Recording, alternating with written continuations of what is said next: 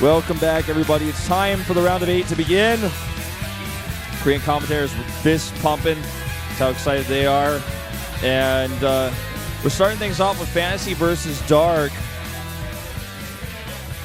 Take a look at our brackets here. FanTaSy versus Dark going to be our first match. We're going to go into Life versus Dream, the rematch. Man, look at all these matches. Sulky versus Hero, Myungshik versus Byul. Damn it, doesn't get better than this, Wolf. It Not really one doesn't. bit, man. And these are going to be the final 4 matches of the night.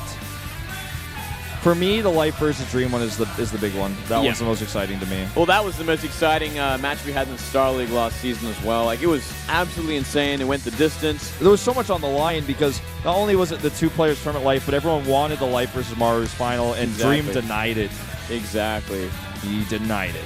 No, it was truly fantastic. So I cannot wait for that one. But even this one coming up, FanTaSy versus Dark. FanTaSy, this rising Terran that we've only kind of just saw in the last couple of weeks, really start to kick some serious ass and do really well for himself, especially in this matchup up against Dark, one of the great Zergs we have in Korea. Dark also really famous, especially a few months ago, for his ZBT, his unique Corruptor style. And, I mean, this is going to be exciting. Let's see what maps we end up getting banned out here. Love that SKT1 jersey. Every time I see it. It looks good. It's very fancy. Sexy, man. It's sexy. I got a pic with a player called Wolf wearing that with me. Oh, did you? Yeah, man. I got support Wolf. I got that pic thanks to Susie. You didn't do that good in the games, man. I'm sorry. Expedition Lost and Inferno pools. See, a lot of Terran players really don't like to play Expedition Lost versus Zergs. Yeah, that's not too surprising. That Spinecrawler shenaniganry is also really annoying to deal with. yeah. Zergs are having a lot of fun on that map currently. Starting with Varney Research, you know, we do know that FanTaSy loves his mech. Starting with a bit of a tough one for Dark. Yeah. Cactus Valley for 4. So for 5, we are going to have... It would be Inferno. No, Iron Fortress. Iron Fortress, of course. So I like how this works out because I actually really like Echo and Kodo a lot right now. yeah, I like the first 3 maps a lot more than the last couple. Cactus and Iron are just like a bit weird to me. Yeah, they're a bit out there. They're kind of the maps we probably wouldn't normally see in a tournament. They're just like weird. Those spacing of like the middle of the map and like where there's open space and where there's choke points just really weirds me out. Like the third bases are so far away, and obviously the spawn problems in Inferno pools. And the weird choke points that you have that you fight in as well. Yeah. No, I don't like these maps. I don't like those last 2 maps. Echo and Koda, I'm okay with them. I actually like to see them. They're fun maps. They can be fun games. The new Pro League maps for round 3 haven't been announced, so it could be that one of those sneaks into the pool. It's possible. Oh, man. I hope not, because I really like what we have. I want to see more KeSPA made maps. I'd love to see that. Yeah, I'm not actually sure. I think the Echo and Koda were both TL map contest maps, I believe. Possibly. I can't remember. I don't always know the map history, but I could tell you map history from like 2010. I feel kind of bad, like, crapping on those kind of maps too. Like, if people actually put in a lot of effort into them. It's not like they're horrible. It's just like there's these things that I guess when it comes to a pro gamer game, you don't normally realize until you see it happen. Right. And it's just like, when you can't test that either, unless like you're a map maker in the community who just happens to know like top Korean KeSPA pros that are going to play on your map and start practicing. Yeah, right. That's never going to happen. Exactly. Yeah. I mean, I'm sure a lot of the pro players would love some input in some of these maps as well before they come out. Like, I know for a fact they would love to, give their 2 cents about them. Yeah. But a lot of the time they don't get the chance to. So. Yeah, it's just like one of those things that unfortunately doesn't really it just never really can be connected. Part of being a pro gamer is actually having to deal with the cards that you're dealt a lot of the time, whether it's a balance patch or whether it's a map change, because if it's not good for your race, you got to figure out the way to play on it. And that's what's cool about Starcraft, because usually most big glaring issues on maps are seen early and fixed, like. That is true. That is very true. Blizzard's usually on top of that when they deal with the bad spawns and whatnot. Seems to have taken a while for the Inferno pools to get fixed up, but oh well. Oh well. Oh well. FanTaSy going to be the first player on our camera. This guy is a beast in recent times. Loves his mech, is so good at it, but also can play, very powerful bio style. We did see that against, I believe it was Rogue in recent times. Yep. And as you can see, in 2015 he has a very impressive record, 15-4. Hasn't played too many games in like matches like Pro League. Yes, just hasn't played them simply because he's not in Pro League right now. But the GSL record that he has, also coming into this, pretty impressive. Yeah, he's one of those players that's actually started to really excel on a non-KeSPA team. You know, usually I'm so afraid to see players leave KeSPA teams and go for these international teams because they do drop off, at least for a while, before we start seeing results again. But FanTaSy, he maintains, must maintain a good practice regime, and still, he's getting better and better on this team. Yeah, I mean, you look at a player like Dark, who's on arguably one of the best teams in the world, and, well, I mean, that's not even arguable, actually. He is on one of the best teams in the world. Some people would even still say the best, although the results haven't been as impressive this year. Still very impressive results. But it's funny because you look at a player like FanTaSy and you're like, okay, well, you're still in Korea at least. So that means you can still practice on good latency on the ladder and also play with players that can practice with a lot that you're friends with easily. Whereas someone like Hydra has gone to America, like you really have to question like how much skill, how much good practice can he actually get over there with those guys. He's not maybe calling up some of his CJ buddies, I guess, but like you're gonna play on lag, you're gonna play weird time zones. Even a player like Colt, he's dominant in that region, but if he came here, who knows what would happen. It's a big question mark for sure. We'll find out at the end of the year at BlizzCon. Yeah, that we will. I mean, somebody like FanTaSy, though, staying in Korea and staying on top despite joining a foreign team. We're going to go into game number 1 on Bonnie Research, FanTaSy versus Dark. Dead Pixels FanTaSy, 정명훈 vs SK텔레콤 T1 Dark, 박영우.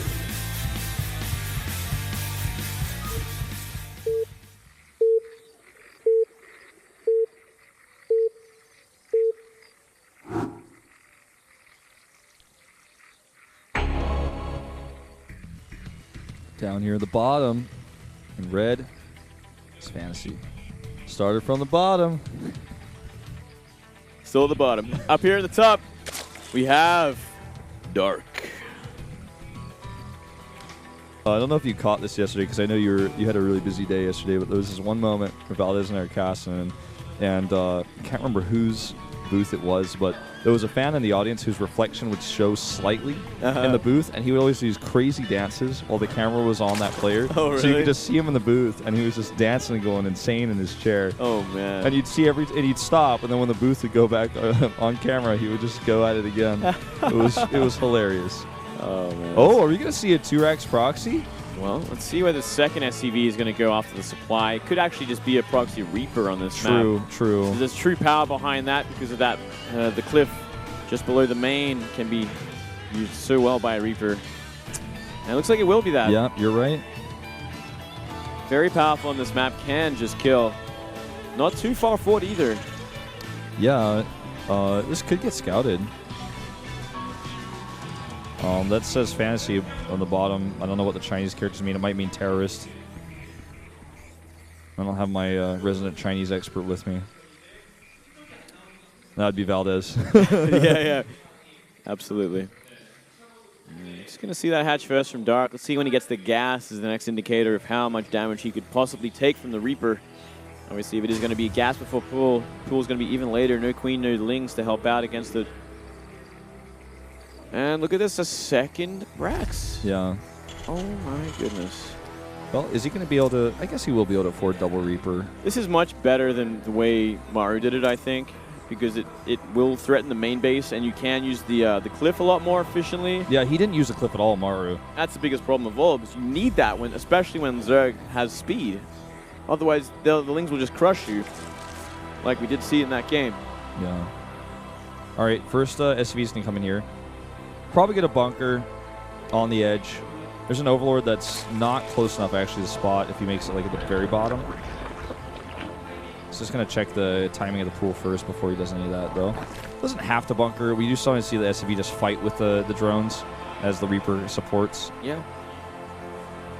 He can also bunker the natural. It's definitely possible. Problem is it's so expensive at this point because he is invested into 2 racks. So yeah, that's throwing true. down 100 minerals at this point is just like can be pretty brutal. Yeah, it's not really possible.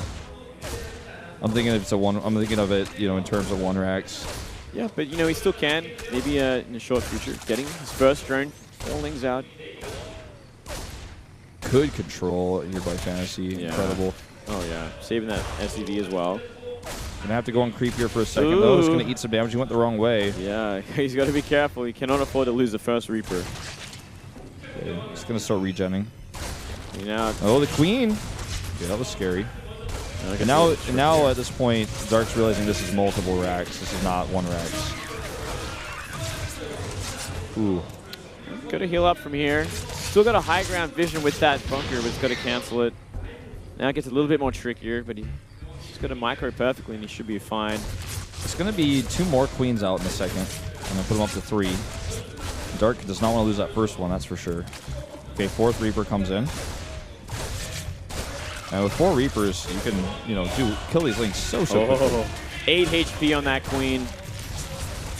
And here we go, working on the second one. 5th Reaper comes in. Oh, this micro. This is micro from FanTaSy. Fantastic. Oh, gonna lose 1 Reaper, but gets a queen for it. Second Reaper.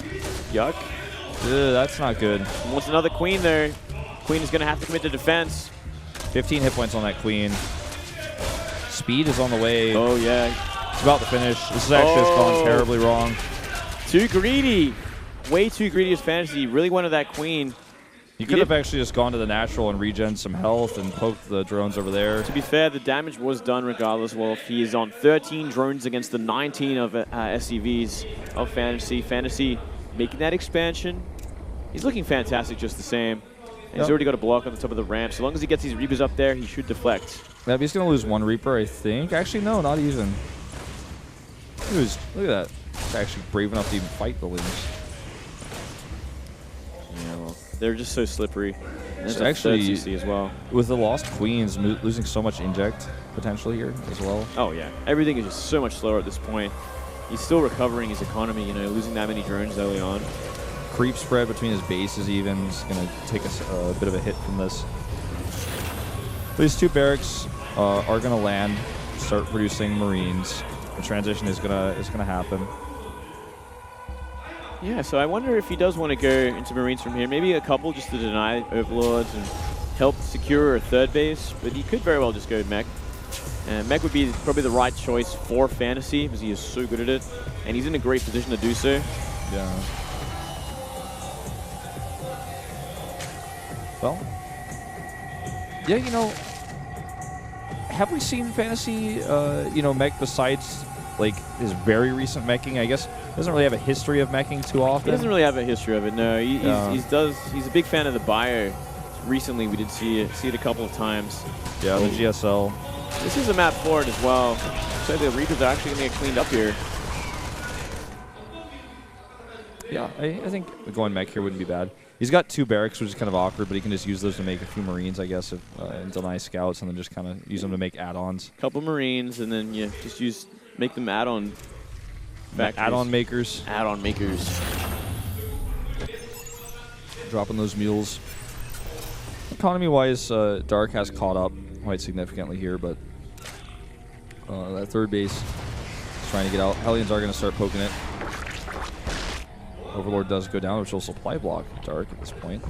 2 more gases on the natural for FanTaSy as well. Leads me to believe we will see that mech. Starting to look that way. Armory coming up early as well to help with the upgrades, but also to give some early Hellbat pressure. Going to allow him to do that. There's that Banshee. Yeah. He doesn't have very many Hellions yet. He only has 6. Yeah. Still enough to do some pressure. Force some Lings out, make the Queens have to run around. And for Doc, he doesn't know for sure what it's going to be just yet, but now we do see the Roach Warren. It's a good read on what he's seen so far, I think. Yeah. See those 2 barracks like sitting there without producing? He was able to see those barracks weren't making anything. Yeah, that's actually probably the biggest tell of all. It's like, oh, you got 2 racks, you're not making a tech lab and one of them to get a stim. Oh, well, I guess you're going mech. Yeah, like he saw nothing flashing there. Pretty good tell that this is happening. First Banshee out. Pretty healthy Hellion count at this point. If they all became Hellbats, it'd be a pretty hard hold in this 3rd base. Yeah. And, I mean, that's what's going to happen in just a second. And that's the plan here. He's trying to use some of that range that he gets with the actual, like, Hellion mode Hellions. I don't know what that mode is even called, like, just Hellion mode. I guess it is Hellion I guess mode. it's just called Hellions or Hellbats, so technically different units. Yeah, so. well, Hellbat mode is the mode for the Hellbat, so Yeah. I guess Hellion mode is the other. Never really looked at it before. Yeah. So, anyway, he's got that longer range. I guess the bigger thing is like whatever the attack is called, which I have no idea, to be honest, at this point in time. Infernal Flamethrower. I wonder what it's called, the Infernal Pre-Igniter. I don't really know what that means either, though. Infernal Pre-Igniter, it means like it burns before he shoots or something? I guess so. Would that be like wasting your fuel? It should just increase the attack speed, like. Yeah. I don't know. Don't ask me. It's the guy who made it, the guy who made the name right now, is like at home like, oh my god, they don't like it. Maybe. I don't know. I mean, we're just trying to piece these things together, you know. We're not the scientists who made this upgrade for the Hellbats, for the Hellions. Nope. Well, this is obviously definitely mech at this point. It's very clear to Dark, is what I mean to say. And look at the supplies, actually. He's got like a pretty beefy army, as Dark is trying to like add every tech ever. He's trying to get a fast hive while he's getting Hydralisk out, which is an interesting decision. I like it. I like it a lot. It means he'll probably go for very quick Vipers behind this. Try and shut it down with maybe some Blinding Clouds and a heavy Roach Hydra force. He's in a good position as he has identified it early enough, but he's certainly not going to do the damage that the likes of Bjorn would do, you know, going quick meter into Roach follow-up behind it. It's going to be a much more drawn-out game. And it's going to be interesting to see the kind of composition Dark wants to go for the late game after the Viper Roach Hydra attack. Yeah. Because it gets so much trickier after that. So much harder. Only one upgrade at a time coming out in this armory, as just got pointed out. Missing his arbor upgrade. And we do have a significant amount of Banshees being made here, actually. He's going up to 5. He's adding a second starport. I like this a lot. I love to see very heavy Banshee play when it comes to mech. I think it's the strongest style to play. Because Banshees are so good at this point, and there's no real easy way to deal with them. If you go Hydras, like, there's tanks to like shut down everything on the ground. Well, we saw the first player to really use Banshees like in mid to late game was actually IM MVP, and he made them work for a while, but only he really did that, and he would do that even with Bio. But it's like in this version of Starcraft, you actually get the +2 attack upgrade to your Banshees as well. Like they actually get the upgrades, and so they get stronger as the game goes on. Oh, they become 3/3 pretty damn quick, and that's a huge problem. Yeah. And obviously, Terran are always wanting to go like Sky Terran late game, add in a ton of Vikings and Banshees, which makes, you know, any air have that much harder of a time. Like, Corruptors are going to have a miserable time against trying to deal with them. Hydra's obviously still going to have that problem with tanks on the ground and Hellbats. Look at this. This is going to do so much damage. Is there even a response to this? He's making Vipers. Making Vipers. Spore Crawl is being repositioned, and he's got a Queen over here. Queen only has enough for 1 transfuse, so she can actually just be ignored essentially at this point. He's actually going for it, but Hydra's coming in. Hydras. Oh, wakey, wakey. Wakey, wakey. Oh, what is this? He wasn't paying attention. I know. It's so funny. Okay. I love that. Thank you for that, Moonlight. You're welcome. I feel like you were saying it to me, like, I'm like, wake up, Wolf. just because it was so funny. Like, that definitely woke me up. We have Overlord drops and Overlord speed on the way. I don't know about that. That's a bit gimmicky. Where are the Corruptors, Dark? Well, I mean, even if he wants to drop in this kind of army, like, what are you going to do against Hellbats dropping on top of them? What are you going to do against Vikings that are going to get rid of a lot of these air units before they get even close? And Banshees. I mean, sure, it might work if he gets, like, a good drop on all the tanks, but look how spread they are as well. You ain't touching this army anytime soon. Well, I mean, like, I guess he's planning on dropping Roaches. I don't think he's going to be dropping Hydras on this. I hope not. Well, we'll see how this one pans out. We've never really seen someone actually try to do this in a while as, like, the answer to the mech. This is a kind of exposed CC, actually. You can get the right angle on it from the north. He's going to have to lift it. He forgot to make a planetary on it by the looks of things. Tanks sieging up. Some of them are pretty clumped together. Nice Blinding Cloud on the right side could do some work.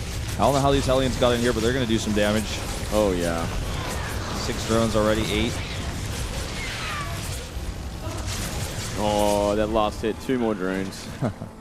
It's the worst feeling in the world. Ventral Sacks are done. And yeah, Double Spire. Ultra's Cavern 2. Getting everything. He has a huge bank. The gas, he's still working on it, but minerals, he's got 3K. Yeah.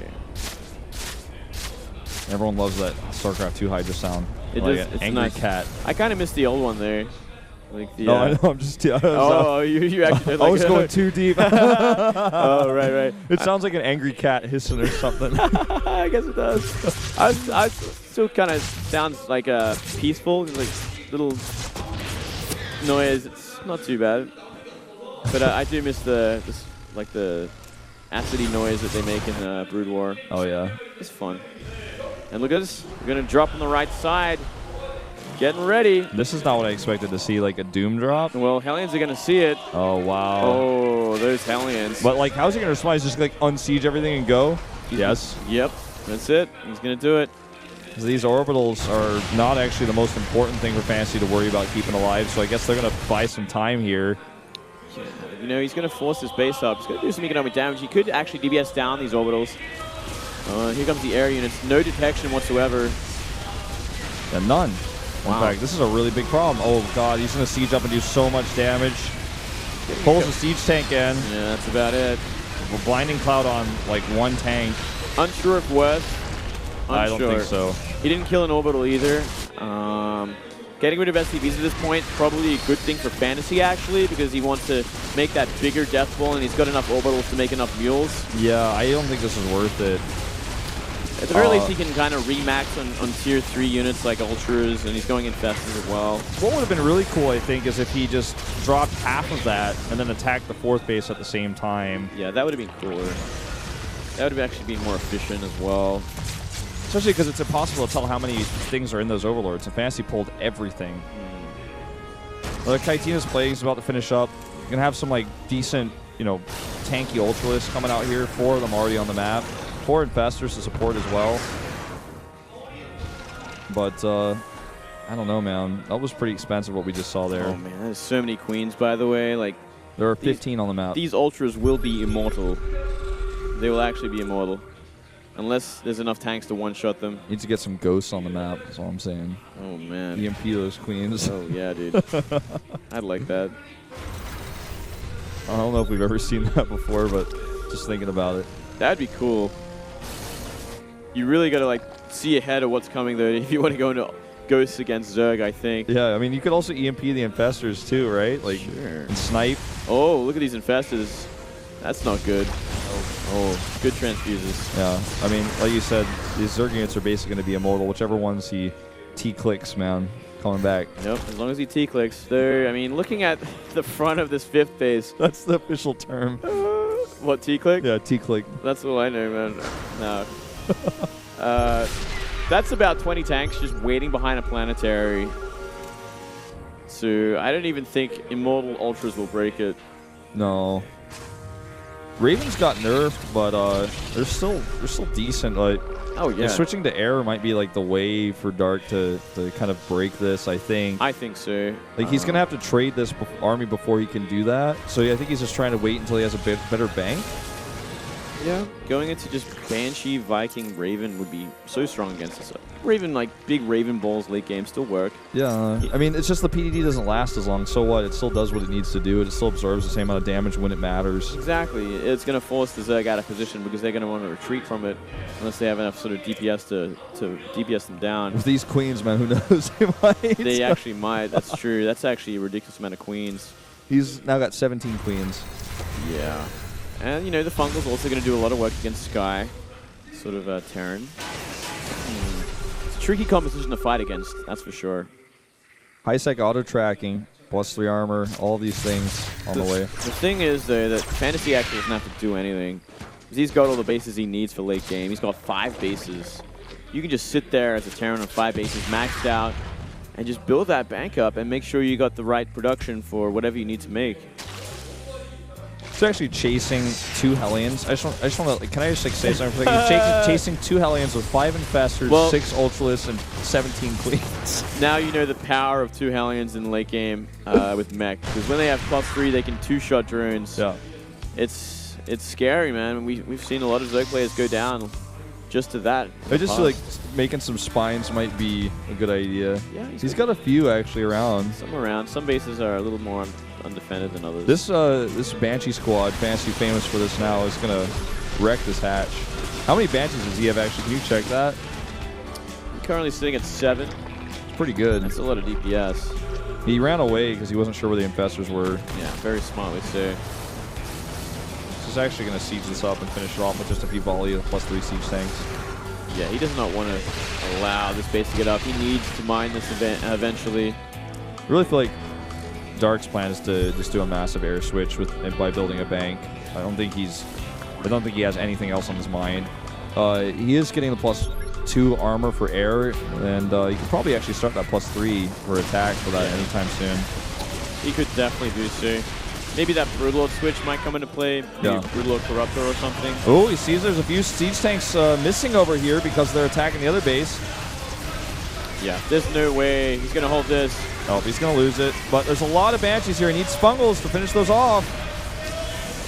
He needs to start targeting down the Queens and Hydras at the back, I think, and let the Banshees clean up everything else. Yep. I think that's the way to handle this. Oh, God, this is just like... Oh, wow. Look at that composition. Blow for blow fight here, but with the Hydras and the Fungals, he's actually going to win this fight. Yeah, those Fungals were beautiful. And look at that bank of Dark. Still...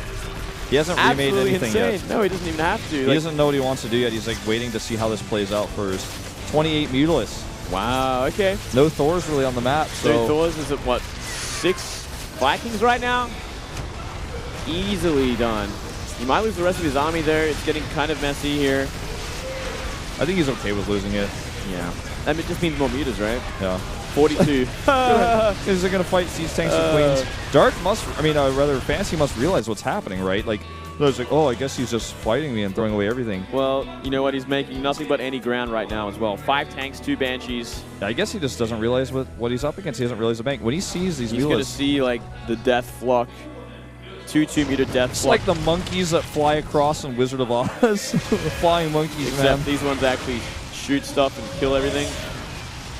This is going to actually be the end of Fantasy, I feel. He doesn't have enough time to make answers for this. 4 Thors on the way. He's got a lot of Vikings, and he's got a bunch of turrets. So I guess, yeah, he could hang in here for a bit longer. A little bit longer, but yeah, he needs Thors out ASAP. And mutas are going to trade for days, and more mutas coming across the map. Banshees are like cloaking and running away. Might as well try and counter. Look at all these siege tanks he's sending to just try to do something, but it's not going to work. No, drawing the attention away, but... Oh, that is so many mutas. It's actually ridiculous. There are 36 mutas right now. More on the way. Staying maxed out. He can still afford like another 24 of them as well. More Thor shots coming in here, and maybe some PDD is going to help out a little bit. Teeny bit. Help save some Banshees. This is just the end of this game, I think. Just taking way too much damage. 3 Thors come out. If they get like the magic shots on them, maybe something can happen. Like if he puts them all in 1 pixel and the Thors get all the shots off and he loses like 200 supply in a second. He'll just remake like 20 more Banshees or 20 more He meters. He just goes like back into ultras and like makes 20 ultras. Like, I guess it'll happen like that. This is what you were talking about. One Hellion gets 9 kills in total. You know, they are kind of ridiculous when they get +3. Yeah. Well, he scans here. He's trying to figure out, like, is it feasible for me to move across the map with Banshee Thor? So that's kind of what he's got. He's got 5 Thors and 7 Banshees. Yeah, he probably wants to wait for, like, 3 more Thors or something. I think he can just DPS down this planetary. Yep. If he wants to. I don't think any of those Ravens have secret missiles or anything like that. That could definitely deter this. Okay, Ultras and Hydras, too. Going with that Fungal. That's still a lot of Thors. If they turn around and shoot on a chunk of mutas, they could get DPS down pretty quick. A lot of mules here to help repair if they were actually doing it, which they're not. Still, it's going to be too much. Yep. It's going to be the end of this. Oh, well.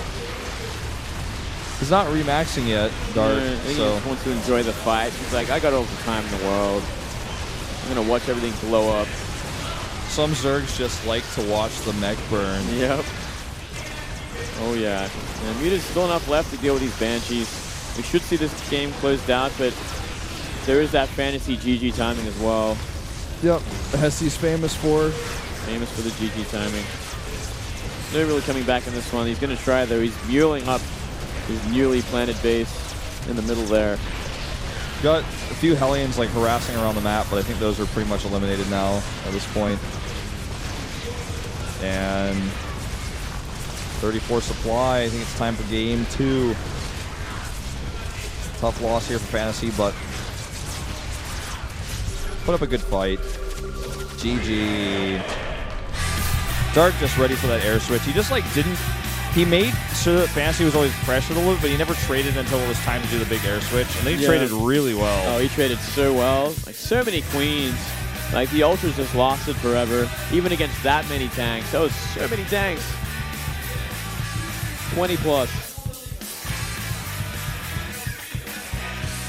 Doc very prepared for mech in this match. Yeah, knew exactly what he was doing, and I wonder if we'll see FanTaSy continue to use mech on some of the other maps that we have. Like, I feel like you can use mech on Coda and Echo okay, you know? Yeah. They're pretty small. The bases are kind of easy to kind of take one at a time. We're going to go into Echo as our next map. The third isn't too far away on these maps. Like they could very well go into mech if he wants to. Yeah. Hard to say though. I mean, there's also the worry about that fourth base. It's all very inconvenient for compared to other maps like Vani or Deadwing. Yeah. And we do see FanTaSy also likes to enjoy the bio sort of style as well. Probably more popular Ori's bio style. For sure. Well, you know, hopefully we get to see at least a little bit of Dark Corruptor usage.